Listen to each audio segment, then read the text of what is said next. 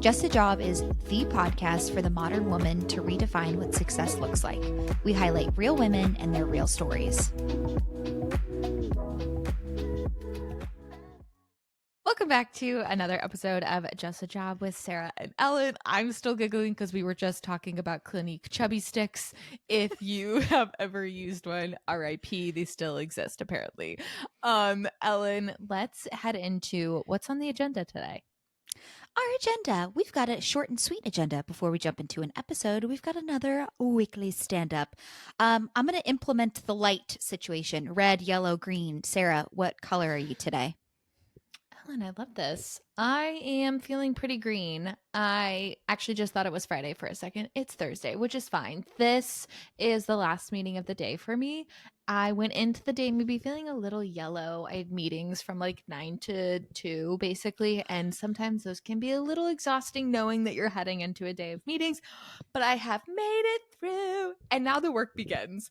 So I am feeling green right now. The sun is shining. I get to take the car to go get an oil change tomorrow, which means I get to go to Chick-fil-A for breakfast. Get some honey buns. Love. Very excited for that. So that's how I am feeling. Ellen, red, green, yellow. I'm going to go with yellow. Okay, talk to me about it. The job hunt, man. Oh my God, I feel like I just can't catch a break. The job that I just told everyone about last week, I was going to be helping a friend out part-time. Something totally out of control and quite catastrophic happened to the business, and he's not going to be able to take me on for at least another 2 months. Okay. Totally out of the control. It sucks. There's nothing I can do about it, but like, God damn! It's like every week. I was talking to Tim about this yesterday. Like, it's like, it's probably for the past 3 weeks. It's been like, oh my God, I'm so close. Like, yes, finally, I'm nailing it. And then, oh, never mind. And then it's the same thing every week. And I'm like, I'm over the roller coaster. I need some Botox. I need a vacation. I need more coffee. I would like to go to the spa, but I can't do any of those things because I have a tight budget with this no job thing. So it's like, I'm over it, man. I'm over it. I'm gonna stick with the yellow though. I don't want it to go to red because I'm not in that headspace. Yellow is solidly where I'm at. That's totally fair. I was thinking about you the other day after we had interviewed our most recent interview, which will come out in April, and the emotional roller coaster, like I can't think of any other experience that honestly is as impactful as it probably is for you right now, because your job is tied to so much. Your financial, which ties into your mental, which ties into your physical. Like, it is an all being experience. You're spitting facts, Sarah.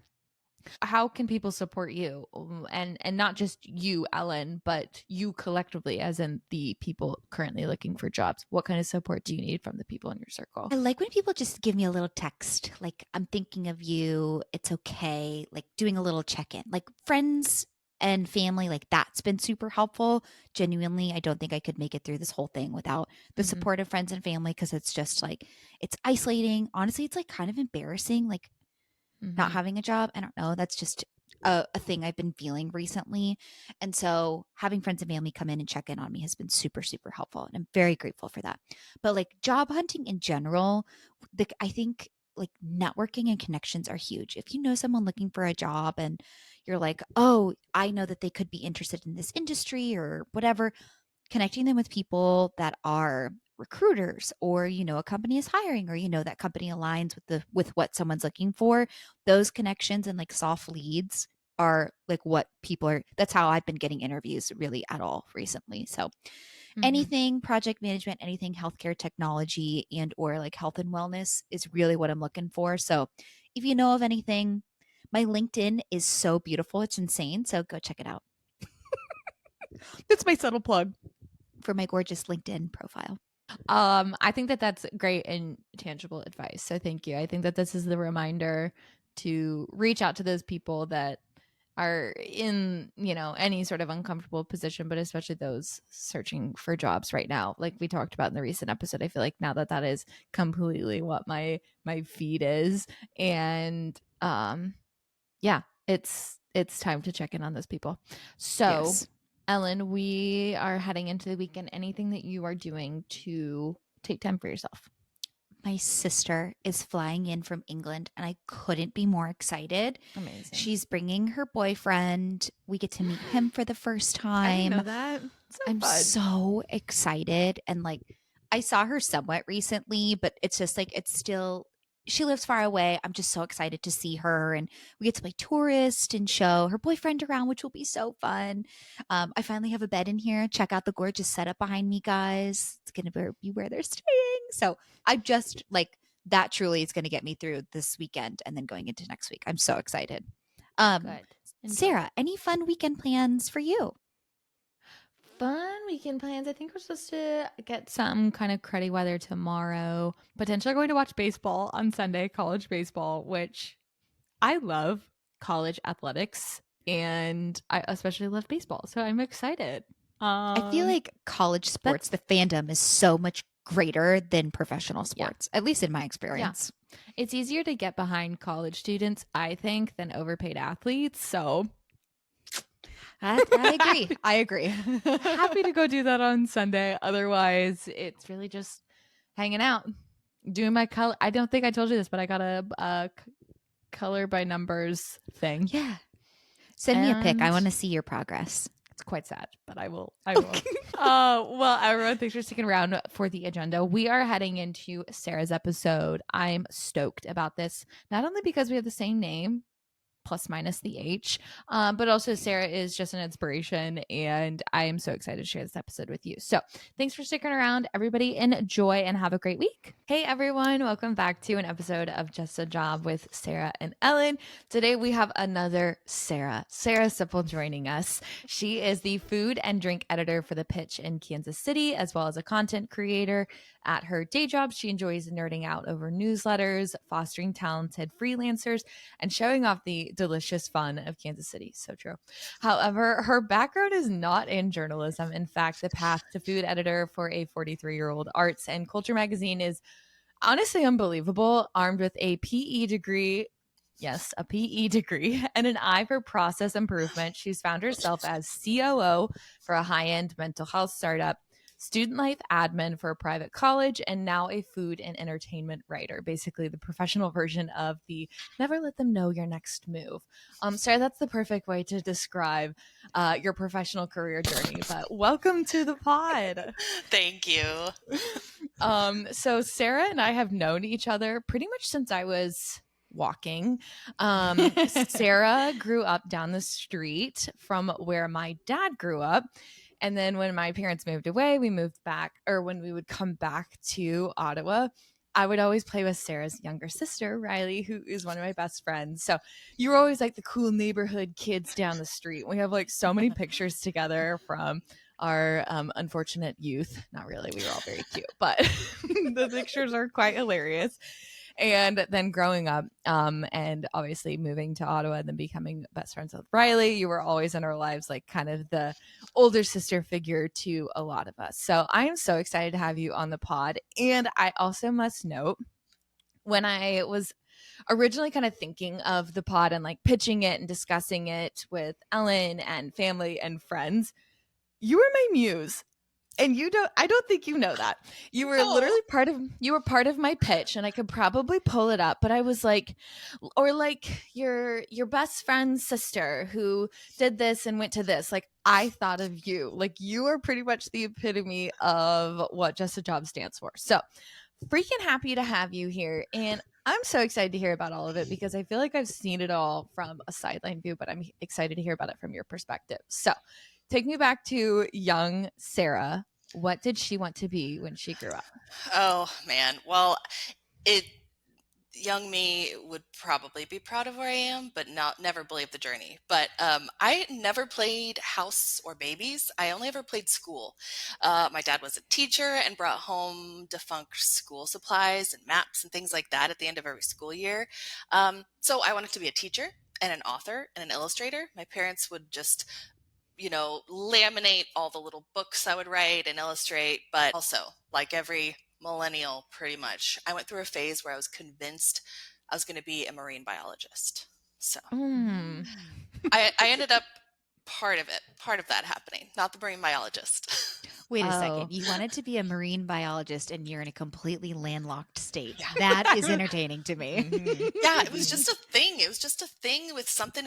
I don't know if it was our region or generation or what, but like everyone had a phase where thought they wanted to be a marine biologist. So That's so true. Probably because you were yeah, like, this is something that's completely out of my wheelhouse. yeah. And I've been to Lake of the Ozarks. I want to be a Pomona marine Lake. Yeah. biologist. Lots of interesting things Oh for my sure. gosh. So, marine biologist, teacher, when it came time to going to college, talk us through your college experience. Well, I did not start. I wanted to be a teacher when I was younger, but I started in college as a comms major because in high school I was really involved in public speaking and writing and even some theater and stuff. And I just thought comms major was good. It was a really wide open field and degree, but I ended up getting a PE degree in college, and it was a blast. And I'm glad I did that. Later, I earned a master's in leadership with a focus on flexible work arrangements. But the kicker is Interesting. that wrapped up in December of 2019. So Interesting timing. any kind of research that I had done is absolutely moot now because just a few months later, all sorts of data and theories and examples, every case studies are absolutely all flipped on their heads in like March of 2020. So that was my focus, but yeah, just like again, all the research is now probably completely outdated. So Ooh, I'd be curious to get my hands on that. Just to Right, see. right. yes, well, the findings like over and over and over in all of my research and papers and all that kind of stuff is that the flexible work arrangements only work as in like work to the benefit of employees when it's a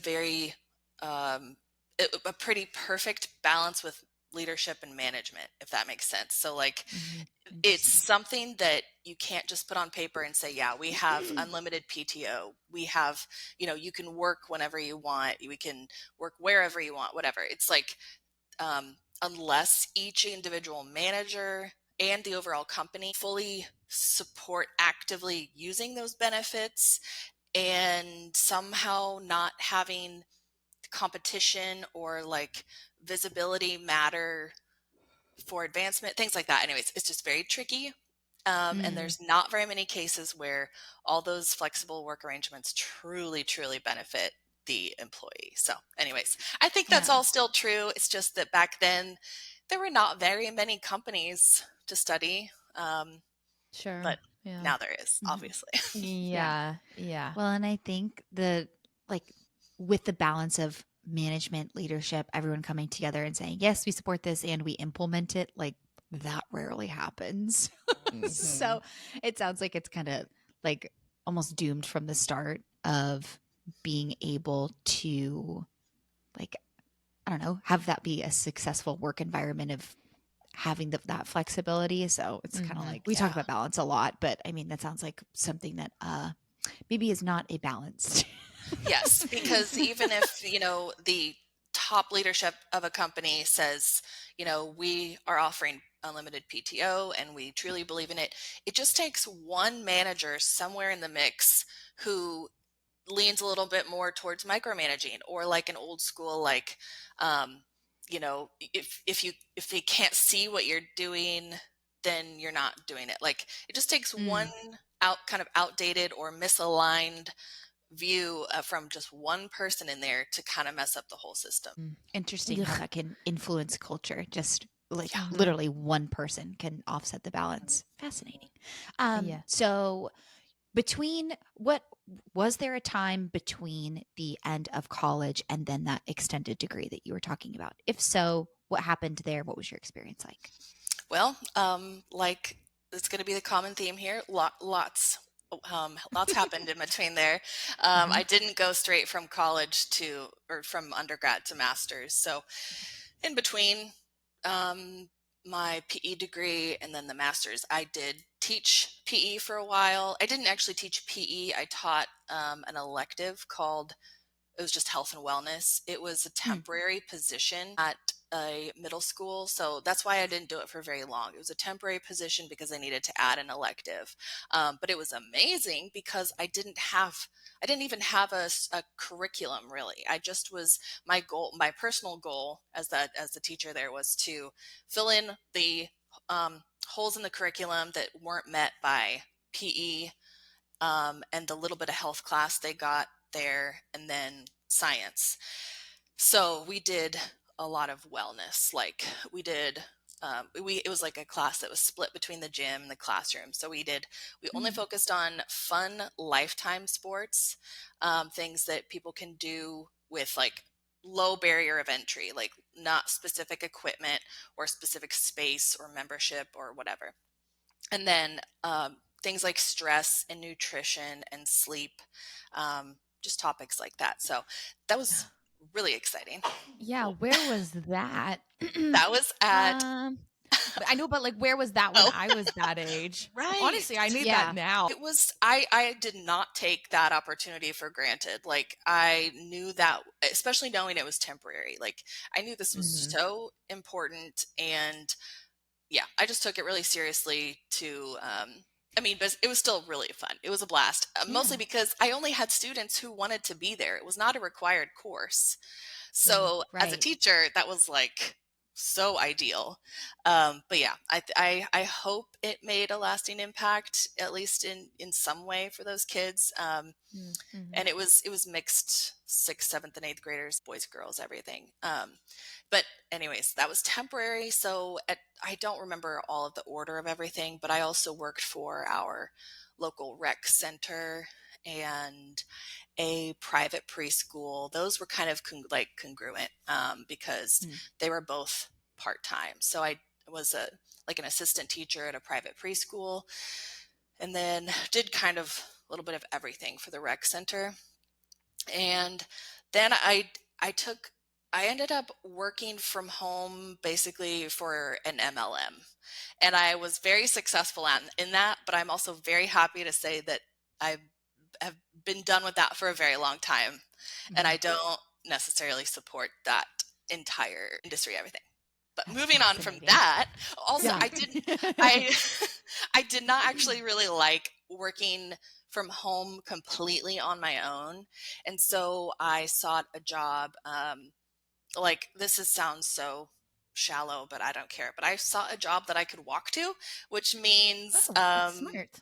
Ottawa University. So I worked for a Mhm. small private college and just kind of worked my way up there. And that is when I ended up getting my master's degree. So that's that gap in there. That's quite the Amazing. path. That's quite the windy path. Yes, that is the theme.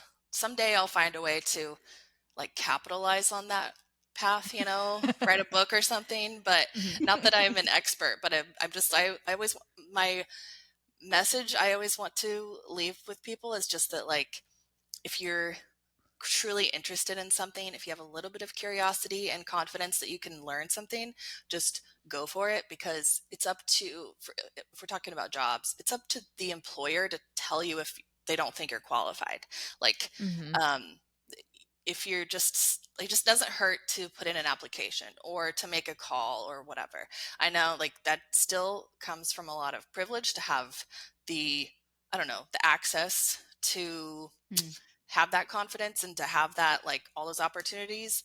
But if you just have enough curiosity to try something, then just do it. And then, if it's up to the employer to tell you, no, sorry, we don't think you're qualified, or a publisher to say, no, sorry, we're not interested in publishing this or that or whatever. So Mhm. just try things. It doesn't matter what Yeah. Yeah. the path is or what you started doing or what is expected of you.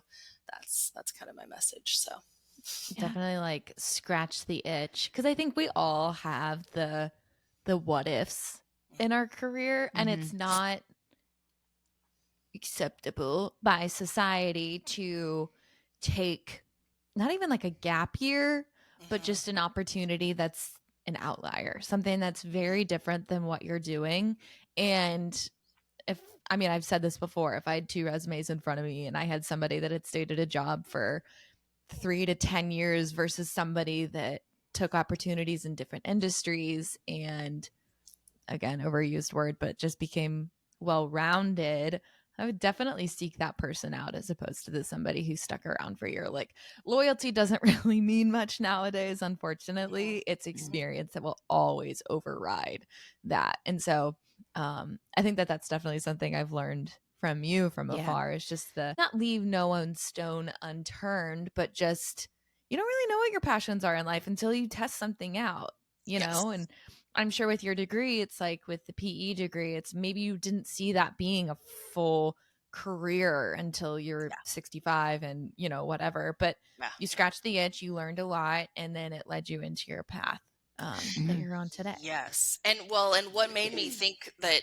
this was a great conversation for Just a Job podcast is that, especially for women in helping professions, nursing, teaching, things like that, it's almost like blasphemous to leave and Hmm. Yeah. say like, actually, no, I'm burnt out. I'm tired. I want to make more money. I want to advance. Like, it is so there's just such an interesting culture in those jobs and careers that leaving is tricky. It's not like there's people literally telling you you can't leave, but Hmm. there's still just this culture of well, why were you doing it in the first place? Like, you're not doing this, you don't enter this for the money, so clearly you're just here like because you love it and you're sacrificing everything, whatever. So leaving is really tricky for a lot of professions, but especially women and helping Hmm. professions. Like, everything Mhm. just comes into being is allowed to be questioned, your motives and everything, as if it's not just a job, The because it is. stigma. It Snaps for is. that. I love it. Love to throw it Yeah. in. That's so funny because I've definitely had conversations with friends that are teachers, and the idea of them leaving is like, I could never. Yeah. I Mhm. could never. There's such a Mhm. stigma Yeah. that leaving is you abandoning these people, but Mhm. you don't have a choice in abandoning yourself, Mhm. Yes. which is Oh. what most people end up doing because they're Mhm. just so tired and burnt out, but you have to do it for the kids. And that's the only acceptable reason why you have to stay. Yeah. And that's so unfortunate, especially. But yeah, even just thinking in other helping professions, teaching, Mhm. pretty much anything in healthcare, honestly, Mhm. um, Mhm. teaching, it's a lot. I know. I very much resonate with that. As I was nannying for a while, I taught at a child development center for, I don't even remember, like 2 years, something like that. And then went back to nannying, kind of that flip flop. I just felt so like, yes, I had soft skills that were transferable, of course, but I just felt so stuck of like, okay, I feel like I've pigeonholed myself into something that is a helping profession, very specific to women. Like, where the heck can I go from here? So that choice to leave, I got lucky with the next job that I found, but it is very much that feeling of I've only had this kind of experience. Like, where is going to, it's getting out is so tricky, like you said. And I resonate with that feeling of where do I go? How can I get out? Like, what corporate world is going to accept a teacher? Because it's, oh my God, talk about two completely different industries. Good Lord. And, Hmm. how can you make that jump? How can you make that transition? It's a very real feeling. So, Sarah, in your bio, you talked a little bit about working for a mental health clinic. Can you talk us through that experience, how you found your way to it, what your role as a COO looked like on the daily? Well, I that was one of the it was a job where I kind of flowed in with the job kind of found me. It was through Okay. connections.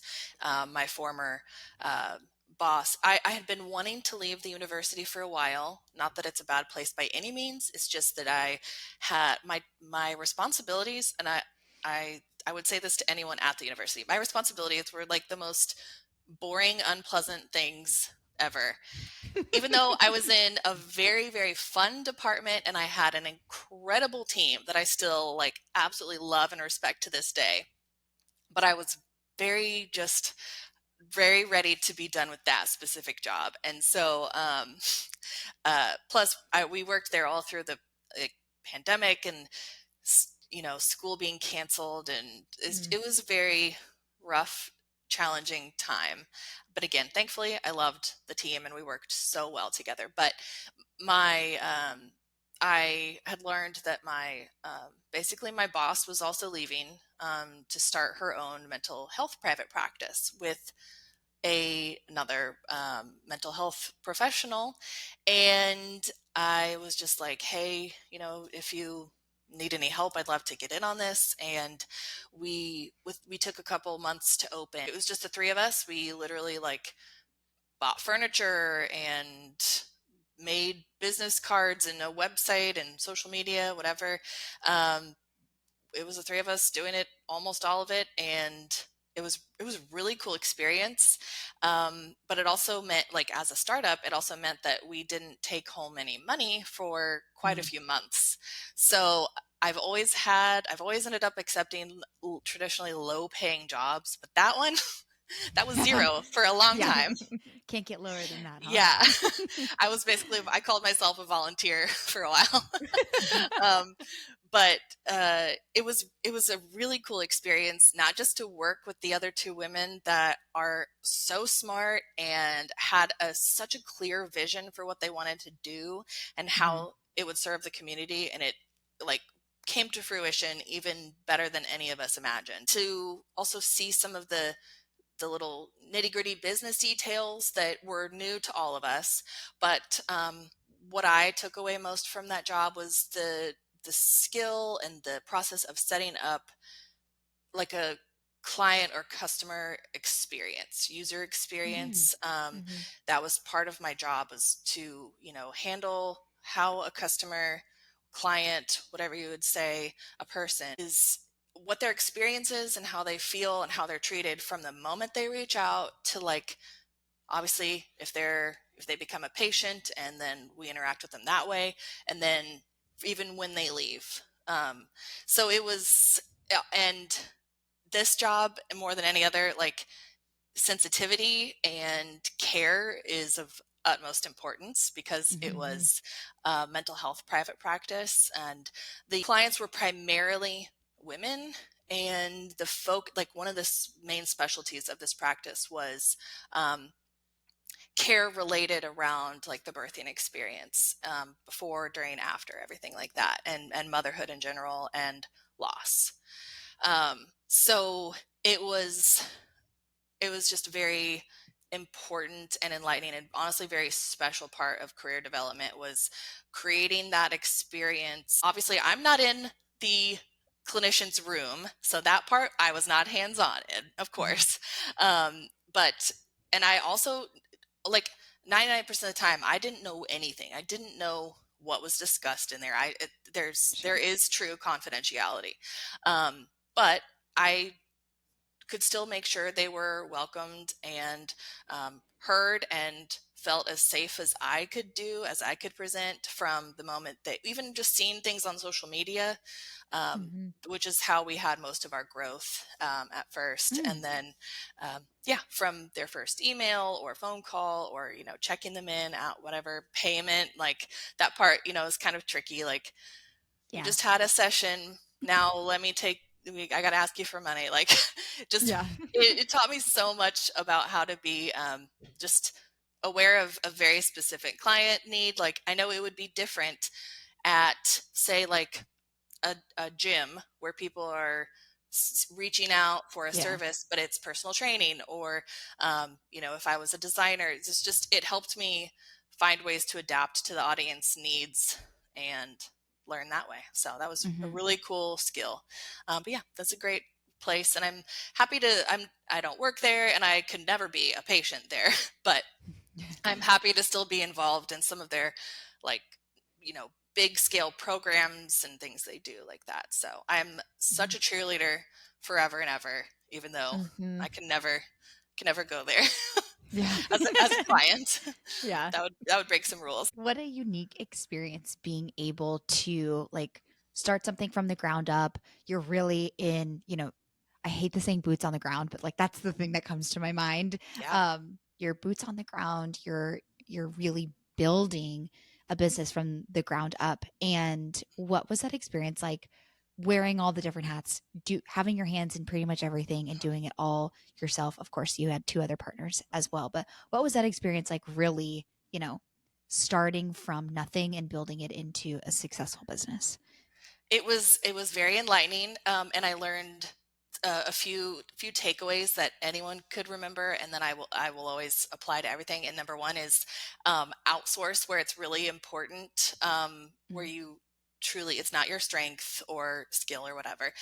So we outsourced like our website design, and then basically like taxes and that kind of financial stuff.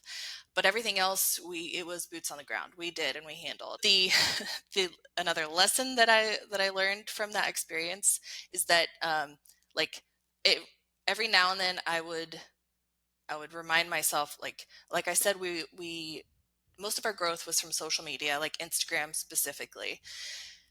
And so knowing that like sometimes I was the one designing an Instagram post and helping to write captions, and like the three of Mhm. us were strategizing on, how things should look and what they should, whatever. All these, the messaging and big and little strategy. I would then remind myself like other if I'm doing all of this, I mean, not just me, but if I'm part of the team doing all this, I need to remember that it's just real, regular people doing it when I see others, like other businesses, companies, even just like individual social media accounts, whatever.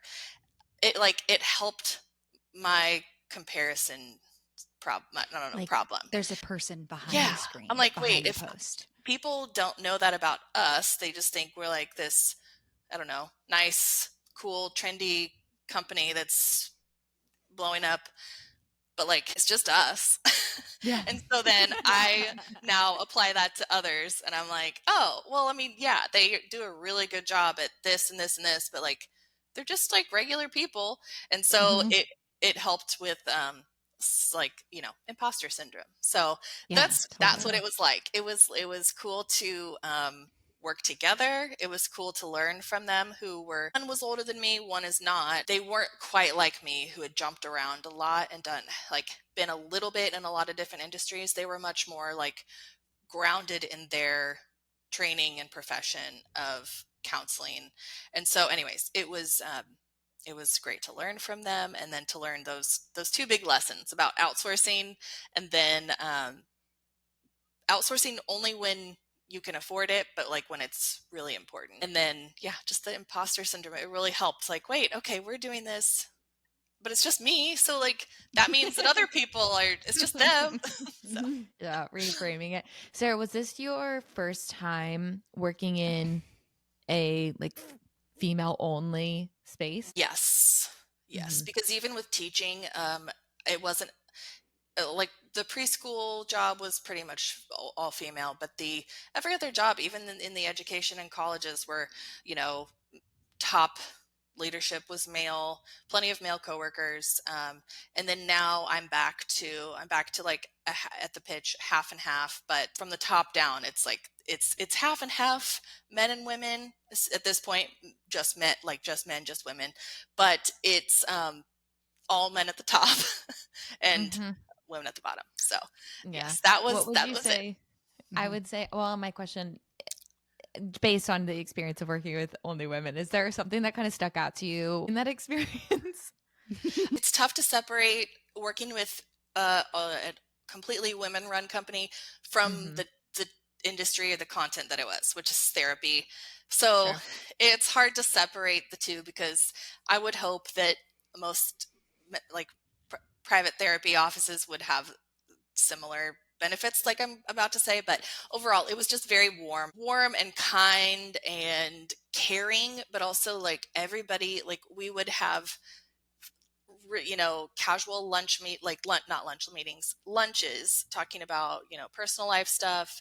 And then we could immediately flip to a work meeting and be very professional. Like we didn't Mhm. change our personalities. We didn't change how we like respectfully Ooh. spoke to each Mhm. other, but we could stay on track, stay focused, and respect each other's time, things like that. So that was really No nice. code switching Yeah, based no. on like who you're around. Yeah, It's that's like that interesting. vulnerability piece. You're able to be vulnerable instead of, I keep referring to myself in this situation, but in this conversation, but I think of like people who put on persona at work and Mhm. who are very different who they are at work versus who they are with their friends.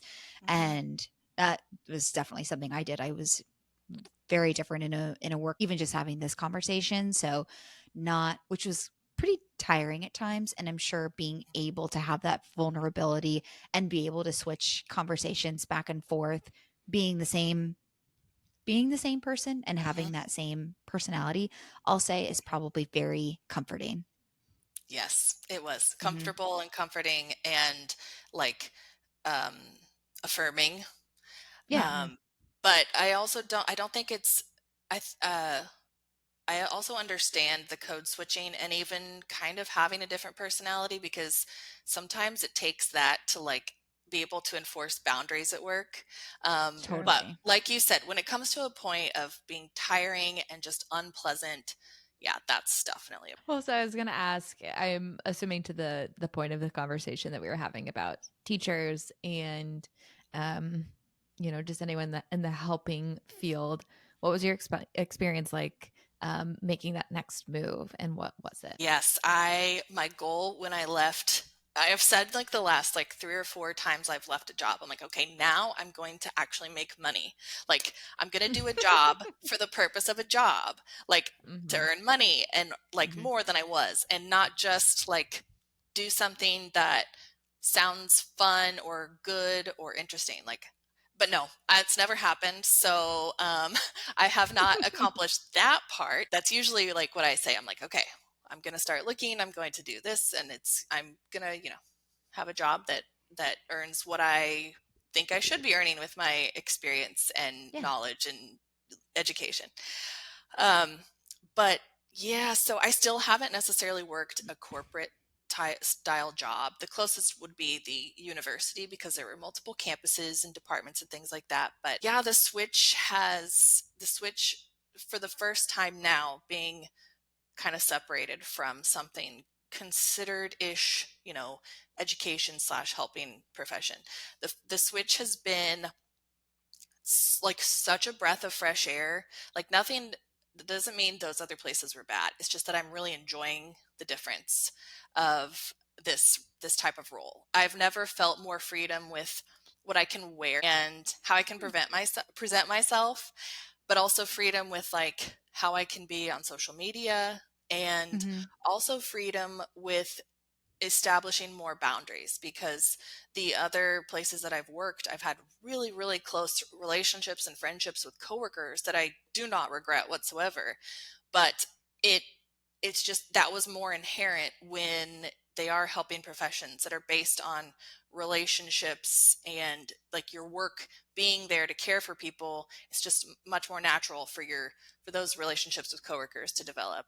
Um, and so now, like not like being separated from that type of work at it's a magazine and a website like for news and culture. So I am definitely enjoying the benefits of having a little more separation and then more freedom for expression.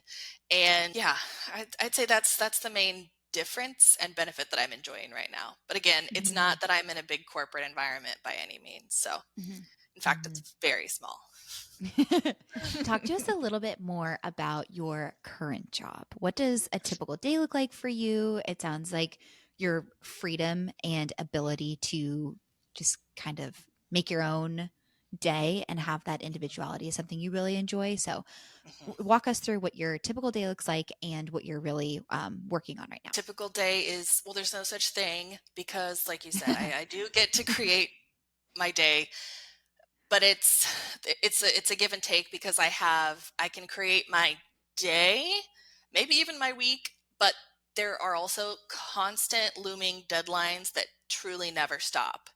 Yeah. So it is it's like flexible on small scale, not so much on big scale. So I can record a podcast in the middle of the day. But today I have to work on a column, and well, I mean, I have a lot of things that still have to do today, so I'll just work later. So that's nothing groundbreaking. Lots of people are in that situation. But yes, it's it's not like there's ever a summer break to look forward to, or oh, Yeah. this project is wrapping up. It's never like that, because at the Mhm. exact same time every month we have the magazine deadline, and then the second we turn that in, we're strategizing for the next one, or two or three magazines in advance. um, and so even I think I also do our daily newsletters, and I've skipped one newsletter in 2 years, because I knew I'd be home over Christmas for most recent holiday. And I was just like, you know what? I think it's all right. I think I can sacrifice it. And it's not like there's anyone telling me, yes, you need to skip it, or no, we don't want you to skip it. It's just like, I I want to save the skips for like when I'm truly, overseas, or on a vacation with where I'm time zones away, and it's really, really difficult. So anyways, I have an amazing schedule that I get to set, but there's a trade-off for sure. Mhm. But yeah, the daily typical day, I'm making some sort of newsletter, like curating. Each day is a different theme. So today is the dining newsletter. So I'm curating what stories go in there. I'm writing my own column. A little preview of the column goes in that newsletter, and then I am, seeing, are there any ads that are sold for this newsletter, and putting those in. I'm looking at the top stories from our website, and seeing what would maybe perform well on Instagram, or what is important to put on Instagram, and making those social posts. And I am like a more ongoing project is working with our members. So people who kind of help keep us funded outside of Mm. ad revenue. I'm working on exclusive newsletter content for them, and their just other benefits that they receive. And then um, we're strategizing for our March magazine now. So I've got some emails in my inbox about restaurants that some freelance writers are pitching that they want to cover, and talking about where we're going to send photographers and what the cover is going to look like. And I don't have any events today, which is great because I have a lot of work to do. But tomorrow I have an event at noon, and then at 4, and then at 5, and then at 7. Like from Hmm. if you know the area, from Overland Park, well, from Midtown to Overland Park to the Plaza to West Bottoms. And Just a little busy, just a little bit. Yeah. yes, but it's not typical. It's typical to have like two or three, maybe two events a week. But this week it's just different seasons, and we're starting to have a little bit of a pickup for the winter, for the next probably a couple months, and then there'll be a lull, and then it'll pick back up for mid or early spring. Anyways, um, but yeah, so that's most of my day. Usually, just like most, office workers, I'm on my computer. I'm on MailChimp, WordPress, and Slack, and Gmail, and Google Docs, all those things. Mhm. Um, I just have all the tabs open right now, all the different spreadsheets and things. But yeah, even as a food and drink writer, I still work with a weird amount of spreadsheets, like not Excel. Yeah, just Google Sheets. Mhm. So yeah, and I'm on my phone quite a bit, because I am always searching for restaurant and food and drink news and updates. And it's shocking how much more often the news comes out on social media before a press release comes out. Like, I Yeah. just think that's very interesting, and I think the Mhm. PR companies maybe need to like work on that, because I don't know so much what the point of a press release is if the, say, bar has already announced something. Right. But yeah, so I'm on my phone a lot, for that too. Amazing. So No shortage of that's work plenty of a day. for you. No, That's Yeah. for unfortunately not. sure. Yeah. And on top of that, and we'll include this in the show description, uh from my perspective, you had a very like organic shift into creating content on your own. Mhm. And last time you and I talked, well, not last time, but last time I physically saw you, you had an opportunity for a partnership. Talk us through the content creation process from the start to where you're at right now, things that you do like, don't like, and what you're looking Mm. forward to. Well, I've always loved social media, specifically Instagram and TikTok. I just love it. And a while ago, I love like that. like it's not even a guilty pleasure. I just love it, and I don't Okay. think anybody should call it a guilty pleasure. But what I what I like my mindset a few years ago is that or that started a few years ago is that I love watching people do things, whatever their specialty or interest or setting is. I love it. So why not put that out? Like, put out what you receive or whatever. So I'm like, and it's not like I assume people want to see what I'm doing. It's just more like I enjoy this, so why wouldn't I offer it the same? So Mhm. I enjoy sharing. I don't think I share that much. In fact, I don't have most of the time I end up more present in the moment than I and actually want to be. I like regret. I'm like, dang it. I totally would have loved to share that. Why didn't I take photos or videos or whatever? So I actually have reversed. Like I'm proud of how in the moment I am, but I'm like so self-conscious of it that I do it too much. Like I I Mm. I don't want to be the friend or family member that their whole life's on the internet. So whenever you're together, I'm always on my phone. Like I don't want to be that, but I'm it's overkill right now. So I'm gonna try to be less in the moment. Um, but I just, like I said, I love seeing things, so I wanted to be part of it and to put it out there, not just consume. And so I've used Instagram and TikTok for a long time, but then once I started, at first I thought people would want to like be interested in, what it's like working for a magazine and things like behind the scenes kind of thing, like day in the life and what it's like. And I mean, I could try it again, but that didn't really like pique many people's interest. But also it could have been the way I was doing it. But then, I just shared a few events and things, and that it kind of took off like that, just showing off what all that there is to offer, because I definitely take for granted, new restaurants and fun things to do, which is wild because I grew up an hour away and we only came to the city for really fancy date nights or like prom. So like Mhm. the fact that I take it for granted now is so silly.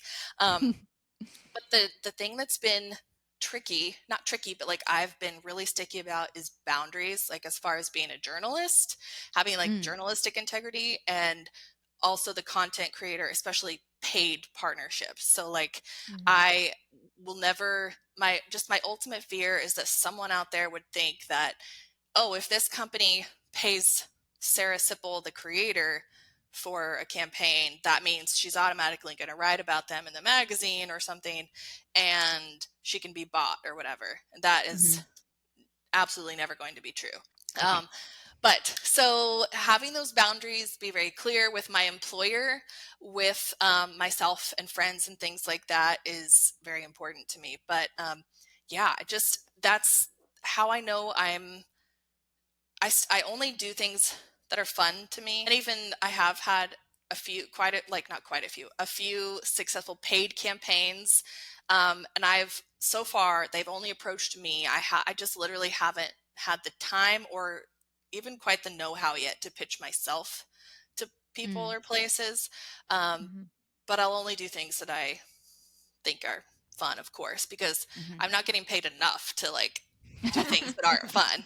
But yeah, so that's really how it's been. I just take advantage of, we don't have kids and we live downtown and we're out and about, and our grocery budget is smaller than our like going out to eat budget. I'm like, I might as well share this out, because even before I started doing that, people would come to me with questions about, recommendations for this and that. Mhm. And so I'm like, okay, well, I might as well just put it all out there. And so Sure. Mhm. I've Well, been on a bit of a break for the last probably month, but I have so much lined up soon. So I hope if Good. anyone is interested, especially really regional Kansas City people, I think I'm Just make excited us to do it. Okay. jealous. Yeah. I was gonna say, I feel like I'm jealous Yeah. anytime your name pops up. I'm like, do I dare watch this? I I'm like, know. what cool places have cropped up in Kansas City since I left? I'm like so Yes. sad. If anyone has any like spare time, go check out Sarah's TikTok. Like I went on quite the deep dive this past week and I'm like, oh my God, this is so fun. And to like your point about as I moved back to San Diego, grew up here, but the area I'm in now is not where I grew up. And so finding restaurants and places to go, like I'm like, I have no idea what's down here. Yeah. So a majority of the places that I have from people reviewing them on social Hmm. media. And even I'm like, I have a list now of places in Kansas City to go try when I'm Hmm. back because I'm like, oh, Sarah went there. They look so cool. So if anyone listening, go check it Yeah. out. Like she just always has you. I love the content you make. It they're so Thank you. fun to watch. And as Thank an you. avid social media fanatic, I'll say, I Hmm. really enjoy going through those and Thank you. seeing the cool, fun places to go to. Thank you. Um, Praise for wrapping Sarah. up with some, yeah, props for you. Wrapping up some questions. I want to know how you define success. Define success as like doing whatever I'm doing well. I think it's because I'm Enneagram 1, Aquarius, oldest, birth, firstborn. All these things align incredibly well for me. Like it's just all very true and accurate. So to know that I'm doing what I'm expected to do well is my is how I define like work success. But of Mhm. course, beyond that, feeling having opportunities for growth and things to look forward to personally and professionally, and then just feeling secure financially in relationships and in employment, everything like that is very important. But really it just comes down to like, am I doing it right? Am I providing value? Am I being helpful? Yes, then that means I'm successful. We need to like include enneagrams in our show notes so Yeah. everybody can just Yeah. understand because it's come up so many times and I'm like, it's so true. It's so one Mhm. of you. Yes. Include it in the bio. So we'll head into rapid fire super quick. Sarah, what is one thing that you have to make it through the workday? Man, I botch that question every time. It's okay. No, I get what you meant. 3 beverages. Yeah. Uh, Always a 3 beverage girly, always on the deck. mhm. I love that. I always tell people when I go to brunch, like I need 4 drinks at all times because I can never decide what drink I want to have. So I definitely resonate with that one. What is your favorite way to unwind after work? Well, if I'm at the office, I like to turn on an audiobook on the drive home. And my commute is like 8 minutes. And so sometimes I like take a little Takes a bit whole slower month. route. Yeah. Yeah, I go like a little bit slower route to listen to it a little bit more. But then once I get home, it is either scrolling TikTok or doing like my full workout spa routine. Like there's no in between. It's Mm. it's one of those two I things. love that you included spa with the workout too. Like Well, not just the workout, yeah. but spa too. I Yeah. really enjoy the workout, but I have to like frame it as a full experience to get myself to go do it. So like I do Claire. sauna and red light therapy, like all the extras that make it feel more Totally. worthwhile. We're treating the Totally. whole person here. Yes. Yes. Sarah, so then last question for you. I know that you haven't really worked in like a corporate setting, but as far as pet peeves, is there any workplace pet peeves that you have? Yeah. You're like, yes. Oh Seems like there might gosh. be a few. What do I not have? Let's see. A pet peeve would be like I I hate it when people give gushing compliments that it means nothing because they don't actually know you. Like it Mm. sounds like they're being so kind and so affirming, but like it's someone 3 levels above like I have a specific this really happened so many times at one of my employers. Like they would just gush and say like you're so wonderful. They were just like empty compliments. All it Mm-hmm. did was make them think they sound like a nice person. It meant nothing. It was completely empty because they didn't know me. I mean, they did this to everybody, but like they Mm. didn't actually know them or their work. And so it was completely empty Yeah. and therefore had no meaning, and it just served them to make them sound like they're really personable and nice and warm. Well, I have just loved having you on here because, again, I think that you definitely embody the like just a job mentality. This is, an opportunity for you to try new things and level yourself up, and like nobody's telling you otherwise. So, Yeah. I've loved having you on here. I know this will not be the end of it. We'll continue on with Just a Job, and I'm so excited to see all the things that happen in the coming months, especially with your social media. We'll be sure to check it out. Thank you. Thank you for joining.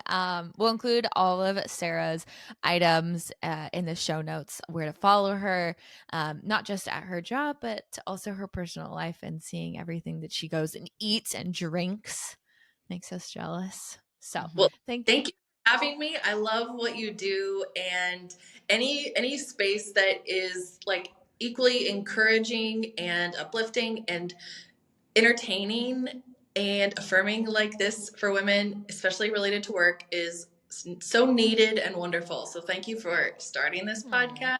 And I just know it's going to grow and be, so helpful and make a difference in people's lives. Oh, Thanks, thank Sarah. you. That's so sweet. Well, everybody, enjoy your week. Make it a good one. Thanks. Bye.